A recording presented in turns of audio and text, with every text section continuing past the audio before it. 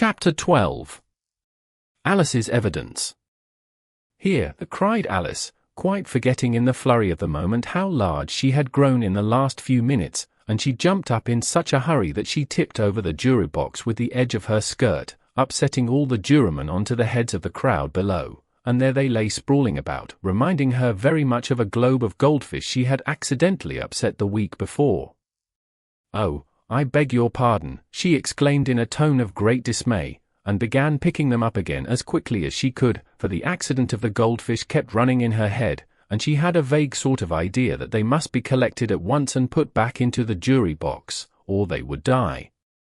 "The trial cannot proceed," said the king in a very grave voice, "until all the jurymen are back in their proper places. All," he repeated with great emphasis, looking hard at Alice as he said so.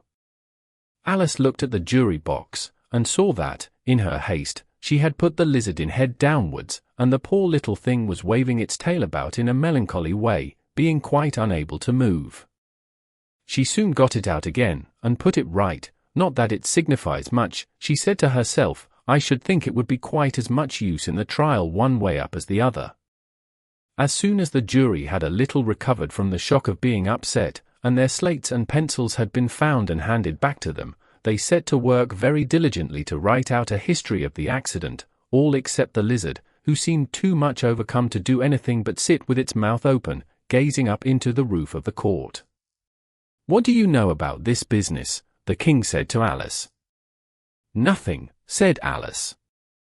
"Nothing whatever?" persisted the king. "Nothing whatever," said Alice. "That's very important," the king said, turning to the jury. They were just beginning to write this down on their slates, when the White Rabbit interrupted. "Unimportant, your majesty means, of course," he said in a very respectful tone, but frowning and making faces at him as he spoke. "Unimportant, of course, I meant," the king hastily said, and went on to himself in an undertone. "Important, unimportant, unimportant, important," as if he were trying which word sounded best. Some of the jury wrote it down important, and some unimportant. Alice could see this, as she was near enough to look over their slates, but it doesn't matter a bit, she thought to herself. At this moment the king, who had been for some time busily writing in his notebook, cackled out silence, and read out from his book, Rule 42. "All persons more than a mile high to leave the court." Everybody looked at Alice. "I'm not a mile high," said Alice. "You are," said the king. "Nearly 2 miles high," added the queen. "Well, I shan't go, at any rate," said Alice. "Besides, that's not a regular rule, you invented it just now." "It's the oldest rule in the book," said the king.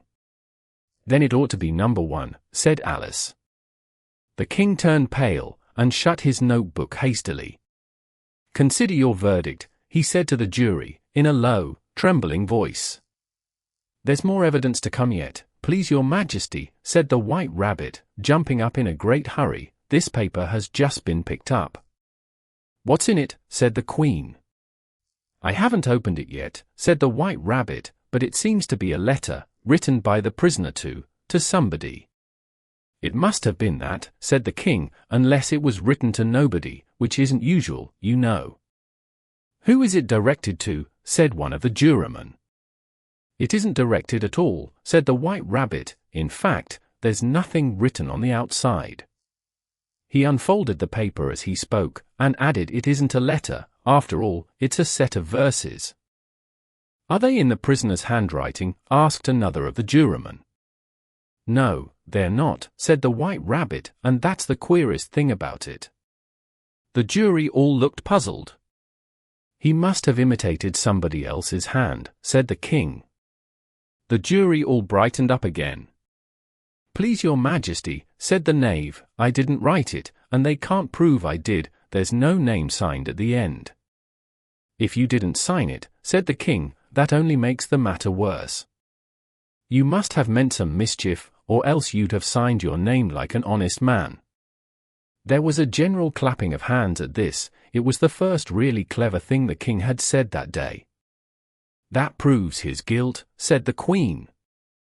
"It proves nothing of the sort," said Alice. "Why, you don't even know what they're about." "Read them," said the king. The White Rabbit put on his spectacles. "Where shall I begin, please your majesty?" he asked. "Begin at the beginning," the king said gravely, "and go on till you come to the end, then stop." These were the verses the White Rabbit read. "They told me you had been to her, and mentioned me to him. She gave me a good character, but said I could not swim.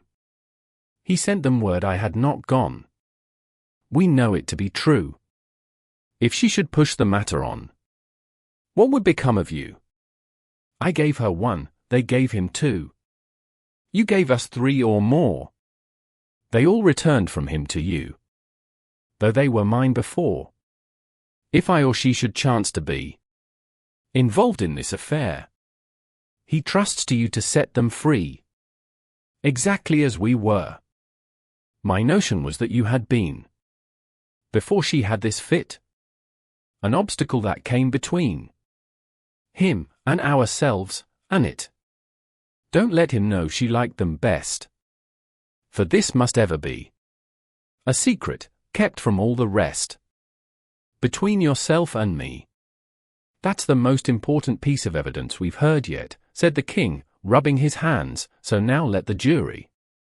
"If any one of them can explain it," said Alice. She had grown so large in the last few minutes that she wasn't a bit afraid of interrupting him. "I'll give him 6pence. I don't believe there's an atom of meaning in it." The jury all wrote down on their slates, "She doesn't believe there's an atom of meaning in it," but none of them attempted to explain the paper. "If there's no meaning in it," said the king, "that saves a world of trouble, you know, as we needn't try to find any. And yet I don't know," he went on, spreading out the verses on his knee, and looking at them with one eye, "I seem to see some meaning in them, after all. Said I could not swim, you can't swim, can you?" he added, turning to the knave. The knave shook his head sadly. "Do I look like it?" he said. Which he certainly did not, being made entirely of cardboard. "All right, so far," said the king, and he went on muttering over the verses to himself. "We know it to be true, that's the jury, of course. I gave her 1, they gave him 2. Why, that must be what he did with the tarts, you know. But it goes on, they all returned from him to you," said Alice. "Why, there they are," said the king triumphantly, pointing to the tarts on the table. "Nothing can be clearer than that. Then again, before she had this fit, you never had fits, my dear, I think," he said to the queen. "Never," said the queen furiously, throwing an inkstand at the lizard as she spoke. The unfortunate little Bill had left off writing on his slate with one finger, as he found it made no mark, but he now hastily began again, using the ink that was trickling down his face, as long as it lasted. "Then the words don't fit you," said the king, looking round the court with a smile. There was a dead silence. "It's a pun," the king added in an offended tone, and everybody laughed. "Let the jury consider their verdict," the king said, for about the 20th time that day. "No, no," said the queen. "Sentence first, the verdict afterwards." "Stuff and nonsense," said Alice loudly. "The idea of having the sentence first." "Hold your tongue," said the queen, turning purple. "I won't," said Alice. "Off with her head," the queen shouted at the top of her voice. Nobody moved. "Who cares for you?" said Alice. She had grown to her full size by this time. "You're nothing but a pack of cards." At this the whole pack rose up into the air, and came flying down upon her. She gave a little scream, half of fright and half of anger, and tried to beat them off, and found herself lying on the bank, with her head in the lap of her sister, who was gently brushing away some dead leaves that had fluttered down from the trees upon her face. "Wake up, Alice dear," said her sister. "Why, what a long sleep you've had." "Oh, I've had such a curious dream," said Alice, and she told her sister, as well as she could remember them, all these strange adventures of hers that you have just been reading about, and when she had finished, her sister kissed her, and said, "It was a curious dream, dear, certainly, but now run into your tea, it's getting late." So Alice got up and ran off, thinking while she ran, as well she might, what a wonderful dream it had been. But her sister sat still just as she left her, leaning her head on her hand, watching the setting sun, and thinking of little Alice and all her wonderful adventures, till she too began dreaming after a fashion, and this was her dream. First, she dreamed of little Alice herself, and once again the tiny hands were clasped upon her knee, and the bright eager eyes were looking up into hers. She could hear the very tones of her voice, and see that queer little toss of her head to keep back the wandering hair that would always get into her eyes, and still as she listened, or seemed to listen, the whole place around her became alive with the strange creatures of her little sister's dream. The long grass rustled at her feet as the white rabbit hurried by, the frightened mouse splashed his way through the neighboring pool, she could hear the rattle of the teacups as the March Hare and his friends shared their never-ending meal, and the shrill voice of the Queen ordering off her unfortunate guests to execution. Once more the pig baby was sneezing on the Duchess's knee, while plates and dishes crashed around it. Once more the shriek of the griffin, the squeaking of the lizard's slate pencil, and the choking of the suppressed guinea pigs, filled the air, mixed up with the distant sobs of the miserable mock turtle.